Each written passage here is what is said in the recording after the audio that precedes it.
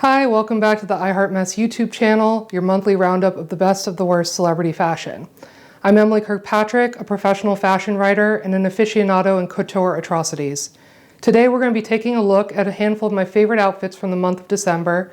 It was a bit of a slow one in terms of true fashion flops, but I've still got a handful of ensembles that I think are going to really put your panties in a twist. So without further ado, let's get into it. As always, let's begin with a handful of things I saw this month that confirmed my cursed fashion theories. To begin with, Jared Leto demonstrated that the constructed curves trend we've been talking about nonstop is not just for the girls. Men can also artificially pump up their torsos to absurd proportions, and in fact, I think that they should. As I've mentioned multiple times in these videos, I love padded out faux muscle suits.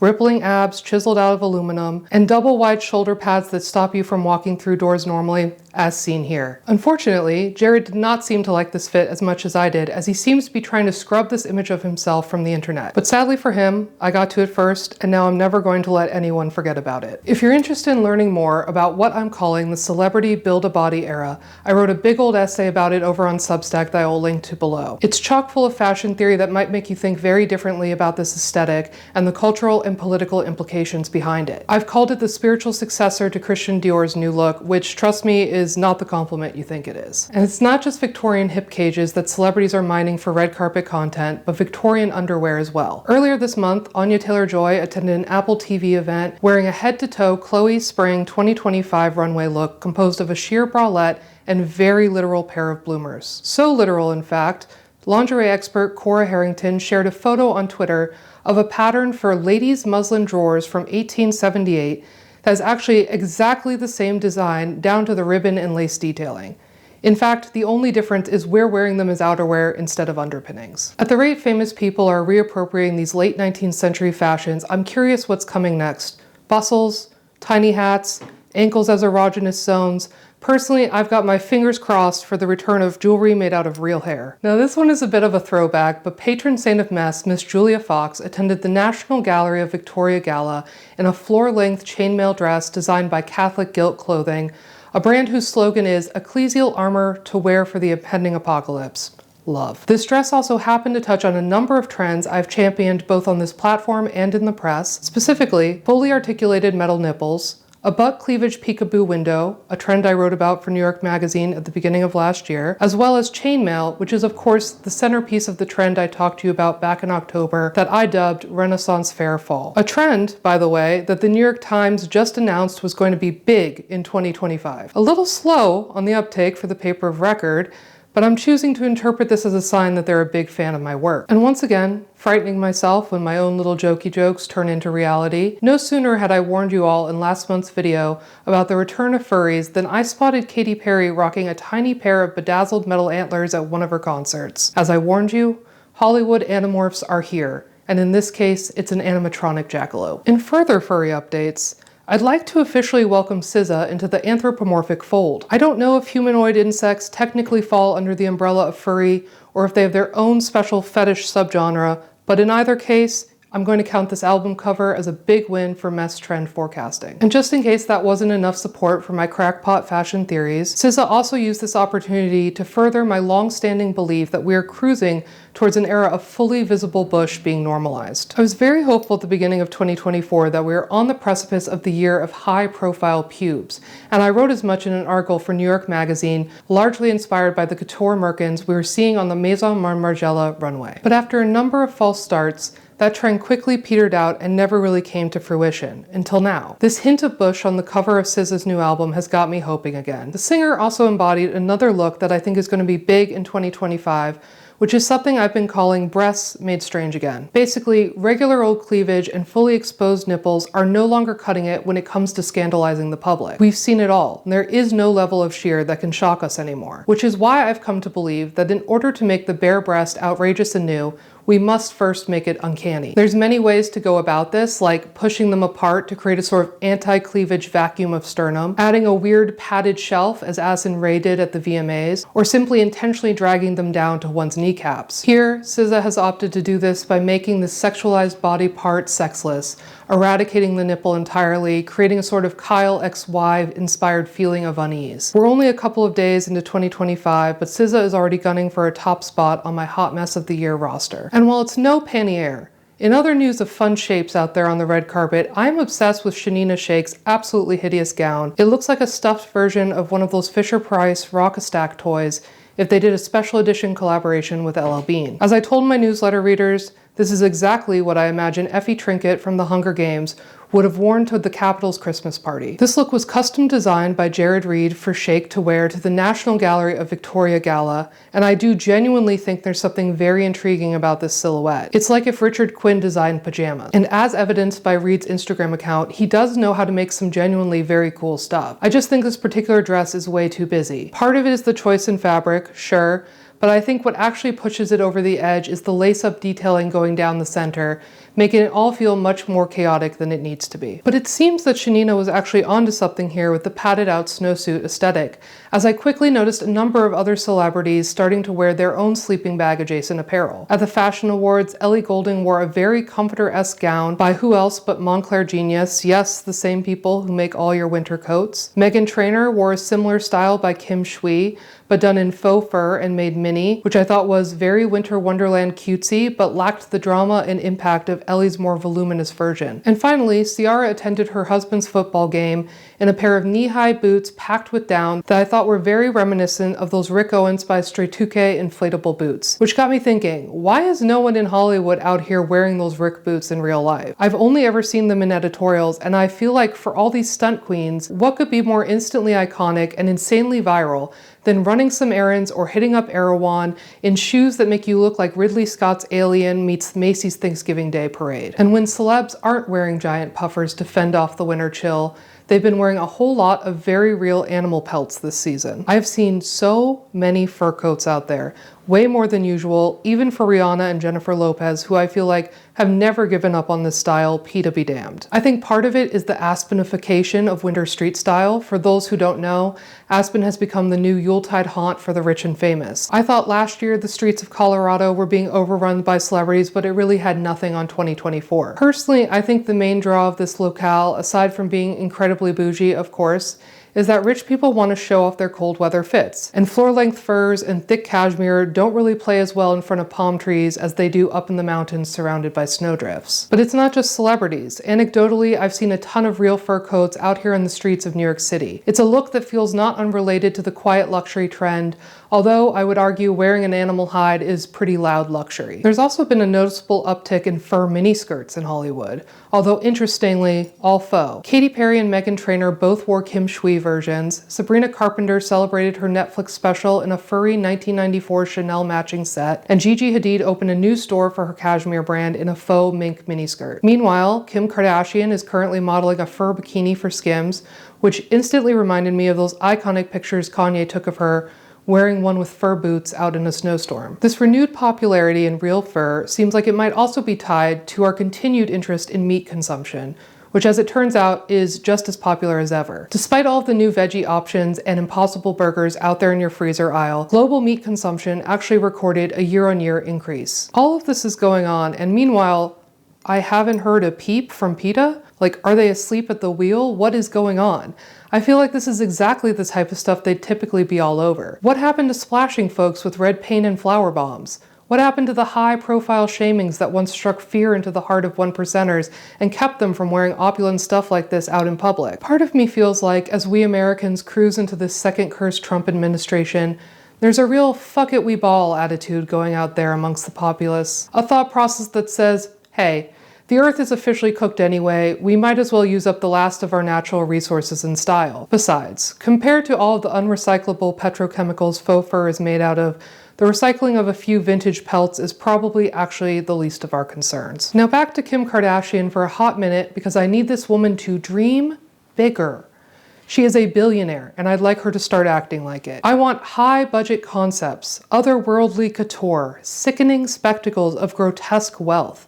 Otherwise, what is the point of having famous people be this rich to begin with? I've had this beef with Kimberly for quite a while now, largely due to her incredible inability to serve. But what really tipped me over the edge this month wasn't her bad outfits, although there were certainly plenty of those as well, but rather her incredibly lame knee scooter.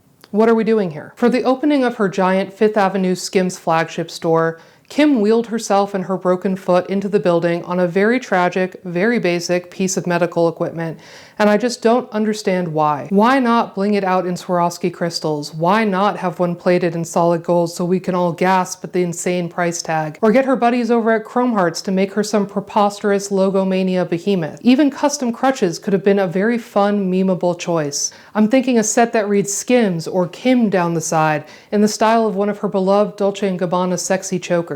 The sky is literally the limit, and yet everything we see is straight off the rack. What actually pisses me off even more about this particular situation is that I formally lodged my complaint about this appearance in my newsletter only for Kim to turn around and drape some sad tinsel garland over the handlebar of her scooter the very next day for her family's Christmas party. And 1 week after that, Chloe gifted her a fully bedazzled version of this scooter, just as I requested. And so now my question is, who in that family reads my work, and why will they not just hire me to come up with better ideas on their behalf already? Very suspicious. As for the tragicomic flop that was her Santa baby video, I feel like it's not even particularly worth our time to discuss. It didn't shock or outrage me so much as it made me feel like I was watching the last gasps of someone desperately trying to cling to relevancy in a world of celebrity that is quickly passing them by. The outfit was very Bianca Censori inspired, which I've always said is a dangerous copycat position for Kim to be in as someone who has largely bolstered her fame by pioneering increasingly scandalous modes of dress. And anyone familiar with Nadia Lee Cohen, the director of this short film,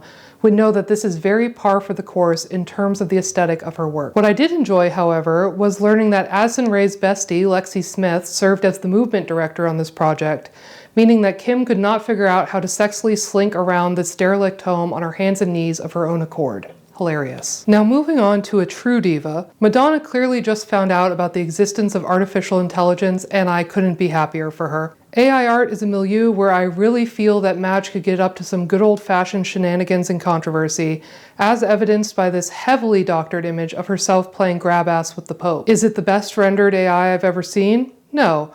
I fear the Pope is looking a little more fester than Francis. But people seem to be all too easily fooled by this type of stuff anyway, so perhaps that's for the best. I saw a lot of headlines about how shocked and horrified the masses were by this blasphemous imagery, which makes me think that people have truly forgotten what the rest of this woman's body of work looks like. I mean, hello, Like a Virgin? The mock crucifixion that takes place in Like a Prayer? The sex book of it all? Pretending to canoodle with a computer-rendered religious figure is literally nothing compared to the rest of her outrage bait portfolio. And personally, I think Madonna should have taken it even further, been even more provocative with her heresy. Why not give Pope Francis a lap dance? Let him motorboat. Hell, start dressing up like the devil and faking videos of the two of them getting paparazzi'd on a date night at Carbone. We need to push the sacrilege to the max. I cited this as one of my big trend predictions for 2025 on my podcast, The Review of Mess, but I think it's worth reiterating here because I believe the way films will be promoted via the red carpet has been forever changed, and we will only continue to see that play out in more and more extreme fashions moving forward. The Barbie movie is largely responsible for this sea change in press tour fashions and how it's covered by the media. For the promotion of that film, we saw Margot Robbie wearing a different custom designer look every day that was an identical replica of one of the doll's outfits. And then this year, from Challengers to Wicked, it quickly became clear that it's no longer enough just to have a good outfit. It also has to be an outfit that's thematically linked to the content we're seeing on screen. This sort of movie character cosplay also calls to mind for me the many fashion homages that we saw last year, most notably at the VMAs. They felt very much in the same vein as Kim Kardashian wearing Marilyn Monroe's dress to the 2022 Met Gala, just way less controversial. And in fact, this change on the red carpet feels very similar to a change we've seen take place at the Met Gala over the last decade. The event has gone from an opportunity to exhibit the latest in couture gowns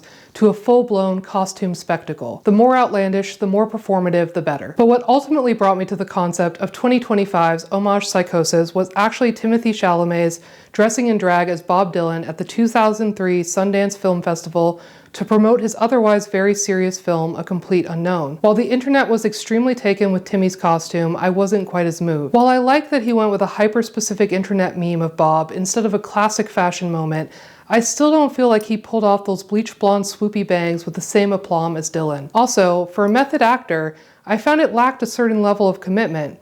Where were the blue eye contacts, the under eye bags, the gravel mouth grumbles? Anyway, I think this type of thematic red carpet attire is going to become even more specific and niche in the year to come, and we're going to see it move beyond just iconic fashion moments or pieces worn by other famous people towards inside jokes, memes, and full-on cosplay of totally random stuff. I can even see prosthetics getting involved in a sort of Heidi Klum Halloween party situation as stars continue to one-up each other and go viral in an attempt to sell these films. That said, if another famous person wants to dress up like a worm and inch down a step and repeat, I wouldn't say no. Sometimes, out of jokes are born incredibly beautiful things, and I believe such is the case with Fred Armisen's ugly Christmas sweater. The comedian wore this as a joke on a Tonight Show segment, but for me, personally, this knitwear is no laughing matter. I'm absolutely, sincerely obsessed. This is exactly what people mean when they say so bad it's good again. For me, it's all about the juxtaposition between the frumpy, homemade feel of this sweater trimmed in rickrack and the giant Precious Moments kittens appliqued all over it. And of course, these gorgeous flouncy bicep ruffles that make the whole silhouette so divine. And in case you still aren't totally sold on the concept of this garment, let me just add that it also lights up. This sweater is extremely Alessandro Michele for Gucci, and I need it in my closet immediately. Which reminds me, given that we're recapping December, I'd just like to briefly add that Santa shouldn't be sexy. Yes, I know my inner prude is showing, and maybe this is just my SantaCon trauma manifesting itself, but this is my most strongly held seasonal belief. No, I'm not talking about dressing up as slutty Mrs. Claus and doing the Mean Girls choreo with your besties. Keep slaying, ladies.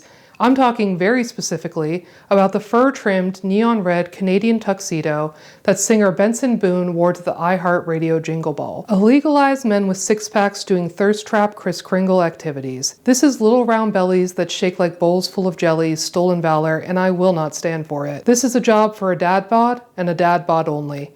And just in case the Fashion Nova men's holiday attire wasn't bad enough, Benson then went on to tie these pointless loose scraps of fabric around his wrists just to really send me into a blind rage. In 2025, let's take the XXX out of Xmas, you perverts. But back to the topic of men accidentally dressing fabulously, I simply adore Bruce Springsteen's choice to layer his baseball cap atop his beanie.